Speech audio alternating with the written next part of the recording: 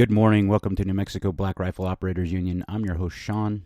Today, from Ammo Land, we need to talk about a case, Loper Bright Enterprises versus Raimondo. Why is this important? So this is a case that has to deal with fisheries, and it has to do with the EPA and Chevron deference. So the Scotus has agreed to take up this case, and with this case, there's the chance that Chevron deference is overturned. Now, what does that mean? That means there's no more arbitrary rules from the ATF or any other alphabet agency, and this is a huge, huge, huge win for us because this takes the teeth out of the ATF. While the ATF keeps trying to get rid of things like pistol braces, bump stocks, they've now changed what the definition of a machine gun is so that, Mr. Hoover's in jail, Matt Hoover's in jail for an auto key card. Since they can change the definitions randomly and arbitrarily, it puts us behind the eight ball of how do we interact just living our life when the ATF can literally change the rules at any time. And this was brought to the SCOTUS, and four of the judges had to sign off to say this could be added to the docket. Now, there's some hope for me in that we get this overturned because it's about time.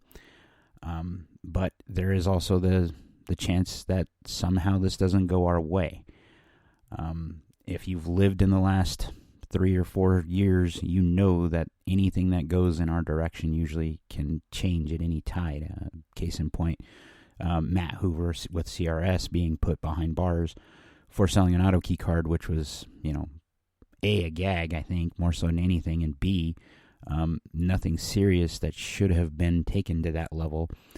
But the level that which our government is willing to go to, specifically this administration and the administration before, to get something done. Now, that may have pissed people off when I said the administration before, but it's true. Remember Trump saying, take the guns first? It's the same principle. This is how he did it and he opened the door for the ATF to go ahead and change definitions and demonize the rest of us. Every time that there's one of these idiots that compromises and says it's just a bump stock, it's just a background check, they're not thinking about what the end result is. And the end result is confiscation and you being a pariah, simply for wanting to be an American with his or her rights still intact. Now, this case right here is, yes, it's in the fishing industry, and yes, it's another alphabet agency. But because it's an alphabet agency, what this means is that this has bearing on other departments. So what this case basically was saying is that these guys were, there was a ruling put down by the EPA, and the EPA basically told these guys that they couldn't, that they were doing something illegal and that they had to pay a fine. And they're suing because they're saying, wait a minute, you're changing definitions and you're doing stuff just like the ATF does. So there's that Chevron deference thing that we need to talk about. So what my understanding of Chevron deference is that you cannot have a ruling arbitrary agency make a law without it going through Congress. And what this would do, if it was ruled in our favor, in the defendant's favor of this case, it would put that squarely back in play, meaning that anytime they want a gun ban or a anything illegal, to make something illegal arbitrarily, they'd have to go before Congress, which gives us more of a fighting chance to get it overturned. When you have executive agencies that can just change the definition and rewrite a rule, you end up in the position we're in now. Now, what would happen then is that they would have to go put this before Congress, and Congress would have to vote, and then the Senate would have to vote, and then it'd have to pass to be a law so that the president could sign it. The reason why they use executive agencies is to stop that from happening. They think that it's moving faster, is correcting the problems and issues faster. That's not how our government was ever intended to work. This idea that there ought to be a law for whatever reason never seems to work out for the average individual who's just trying to live their life. Because what ends up happening is they find a way to demonize you and to put you behind bars. You know, the old saying goes, show me the man and I'll show him the crime. That comes from communist Russia. And it seems to be the case in the United States more and more that this is where they're going with how they rule by fiat. Now, I know this is going to piss a lot of people off on the left, that they are going to try this case and hear it, and that we have a chance at actually winning. The same type of thing is going off. If you look at stuff, the ATF is confiscating wide open triggers. They're going after gun owners. How are they finding these guys? Wide open triggers was, I think it was Big Daddy Unlimited that was selling these. They must have got access to the customer records. So someone rolled over and gave them the records. That means that we can't trust businesses either, and nor could we ever. There's a lot of businesses in the 2A community that'll tell these people to roll it in a cone, and I'm thankful for them. That's because they're principled. But there's a lot of business people in the United States that all they care about is the money. The same time this is going off, there's been an injunction. I mentioned this yesterday on the podcast, that in Illinois they have stayed off the gun ban for a little bit. There are like sites like PSA, Brownells, that are taking orders for products to try to, firearms and other accessories to get to Illinois before the stay of execution, so to speak, is overturned. There's a possibility it isn't. I don't have that much confidence in our government to say that that's a thing. I think about all this stuff, about how the federal government seems to be demonizing the average gun users, and then no one's going after Hunter Biden. Hunter Biden was a crack addict, did a lot of shady stuff, messed around with kids, and threw away a firearm in a trash can. That alone tells you he's not very responsible. Better question is, how did he get one of these firearms? So he had to lie on an ATF form. Why is that a thing? It's a thing because we're not being held to the same standard. If the average person, there's another person that's in the news. She's from, I think, Washington or someplace. She didn't sell, she bought a gun, and she did a straw purchase, which has always been a felony, and it's always been illegal. Something you don't do. And if you don't know what a straw purchase is there's a line on the Form 4473 that you fill out. This says, are you the actual buyer of the firearm?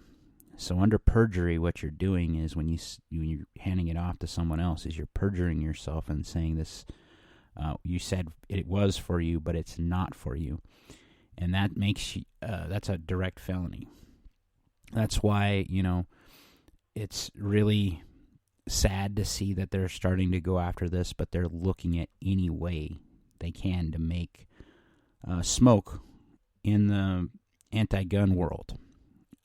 As there's a group of 2 influencers on Twitter that have been found out, they're young kids, and they're talking about 2A violence and everything else, and these mass shootings, and they're going hard and heavy, but you find out that they're shills for the Democrat Party. As we get closer to 2024, this is going to be more and more intense. We're going to see more and more people come out, either pro or anti-2A.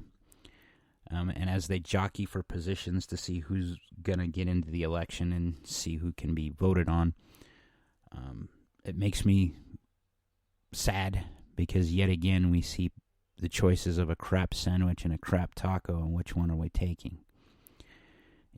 It's disheartening to see that this is the one wedge issue that the right has that seems to be the only thing that rallies us, other than or rallies people that are in that camp. I guess I'm not in that camp anymore. I'm really becoming more and more anti-government the more I have to deal with them. And I say that, and I don't mean this in a violent way. I just mean that it's simply the best way to do this, and in every way possible, to keep the government out of your life. They tend to screw up everything. I love what Phil Labonte said last night on Timcast. He said, I will never be convinced that the government departments, the departments of what they do, will be better than the DMV itself. And, that speaks volumes as to how well the government runs things. You go to the DMV and you don't feel very satisfied, and half the time you walk out pissed off, and there's usually multiple trips that you have to make because they don't get you taken care of the first time. And if you look at the departments, you could see that. We're all facing audits if we use Venmo or Cash App or any of these other things, and to the tune of you used it for more than $600. But those same departments, the Pentagon lost billions of dollars, and yet we're the ones that are facing the penalty because we're not in the elite club, and that needs to change. The elite club needs to go away. Simply put, I don't have a problem with people working their butt off to get into that elite club and to make it in their business or whatever they're into. But what I have a problem is with how they're exerting their influence. None of us are slaves. We shouldn't be married to these organizations and entities that we have to pay up and make them better at the deprecation of ourselves. I'm a firm believer nowadays more than ever, especially after taking out my retirement so I could start my new business, that taxation is theft. I paid enough taxes this time to fund probably 1 or 2 BTGs in Ukraine, battalion tactical groups. And that's sad when you think about what that could do. That could have been even more startup capital for me. I wouldn't be sweating as much to try to make it through this whole year and make the business go if it weren't for, taxation. Now, I'm not talking about those people that find a way to swindle around and get out of taxation entirely. More props to them because they found a better resource than I was able to. It's just sad, that we have a government that was set up for the people, by the people, and they're actively going after the people. And this is why these cases like Loper or Loper or however you say it give me hope, is that maybe, just maybe, we'll get some of that back. Like, share, subscribe, be great.